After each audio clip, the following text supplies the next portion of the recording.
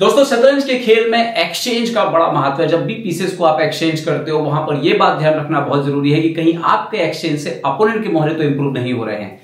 और बड़े से बड़े खिलाड़ी ये सब कुछ जानते हुए भी कई बार टाइम प्रेशर में बड़ी गलतियां करते हैं और ऐसा ही कुछ देखने मिला विदित गुजराती और सैम सेकलैंड के मुकाबले में। फिडे विश्व कप के तीसरे राउंड के टाई ब्रेक में विदित एक बढ़िया पोजीशन पे थे और जीत की तरफ बढ़ रहे थे। उन्होंने अभी अभी B4 खेला था। अपोनेंट विश्का नाइट जो है वो E6 पे जाता है। अपोनेंट के पास दो नाइट हैं, एक E6 पर और एक F6 पर। एक को मारना गलत है और एक को मारना सही है।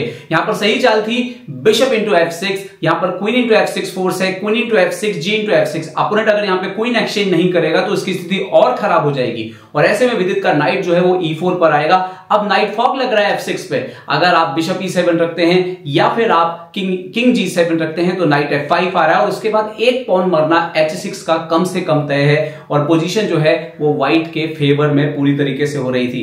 लेकिन यहां पर विदित से होता है कैलकुलेशन मिस्टेक और वो अपना बिशप दे देते हैं E6 वाले नाइट को मार के। अपोनेंट का बिशप जो नहीं काम कर रहा था वो सडनली आ जाता है, काम करने लगता है E6 पे।